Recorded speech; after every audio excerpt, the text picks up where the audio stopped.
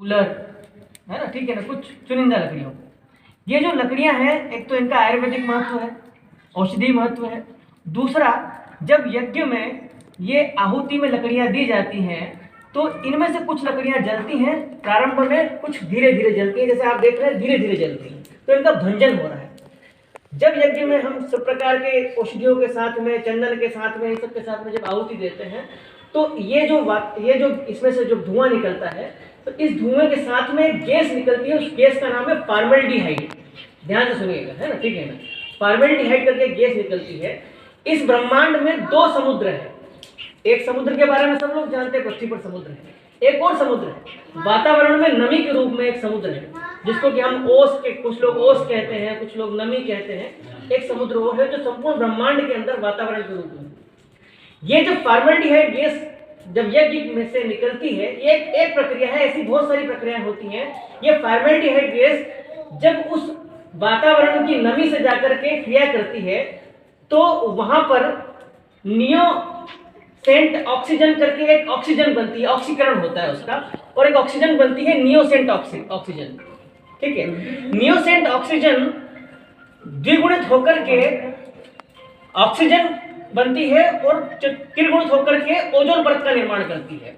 मतलब आप जो यज्ञ कर रहे हैं, इस यज्ञ से पर्यावरण का बचाव होगा, सृष्टि का बचाव होगा, सनातन धर्म का बचाव होगा, हिंदू धर्म का बचाव होगा, रक्षा होगी, सुरक्षा होगी, साथ में हम पर्यावरण के लिए अच्छा कर रहे हैं। इसलिए कभी भी कोई यज्ञ करे तो आप उसको अपनी बात साइंटिफिक तरीके से भी बता सकते हैं, वैज्ञानिक तरीके से बता सकते हैं, क्योंकि हमारे सनातन धर्म में जितने भी हम पूजा पाठ हवन यज्ञ जितना भी जो भी कुछ अभिषेक वगैरह करते हैं, उन सब चीजों के पीछे वैज्ञानिक तथ्य छिपे हुए हैं। और धर्मों में उनकी अपनी अपनी व्यवस्थाएं हैं, अपने अपने तरीके से वो लोग करते हैं, लेकिन मेरा धर्म, मेरा सनातन धर्म न किसी की हत्या करना सिखाता है, न किसी के साथ में बुरा करना सिखाता है, न ये बताता है कि जो मेरे धर्म को नहीं मानेगा मैं उसकी हत्या कर दूंगा या उसके साथ गलत करूंगा, नहीं करूंगा। यज्ञ का एक रूप और है। यज्ञ को अगर समझने का प्रयास करें सामान्य अर्थों के अंदर, तो यज्ञ का मतलब हुआ आहुति देना, अपने आप को तपाना, या एक तरीके से समाज में ऐसा कार्य करना जो परमार्थ का कार्य है। डॉक्टर साहब डॉक्टरी करते हैं, आप हलवाई का कोई काम करते हैं, आप दुकान पर नौकरी करते हो, काम करते होंगे। स्वाभाविक सी बात है, धनोपार्जन के लिए, अपना घर चलाने के लिए हम अपना कार्य करते हैं, लेकिन साथ में उस कार्य के साथ में हमारे मन में इस प्रकार की भावना हो कि इस कार्य से परमार्थ भी जुड़ जाए, उसे भी यज्ञ कहते हैं।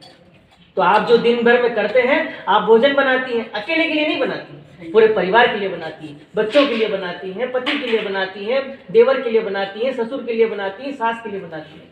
आप अकेले के लिए घर नहीं सजाती हैं, आप सबके लिए सजाती हैं, ठीक है। तो वो उसमें भी परमार्थ है, वो भी यज्ञ है, ये भी यज्ञ है। यज्ञ का मतलब हुआ एक ऐसा कार्य जिसमें मेरा स्वयं का निहित नहीं है, पूरे संपूर्ण ब्रह्मांड का, पूरे समाज का अगर स्वार्थ है, परमार्थ है, उसे यज्ञ कहते हैं। आप जो चीज कर रहे हैं उससे संपूर्ण ब्रह्मांड का कल्याण होगा। ऐसी मन में भावना रख करके, मन में ऐसी भावना रख करके आप आहुति दीजिए, आपका भी कल्याण होगा। जय श्री महाकाल। कंटिन्यू कीजिए।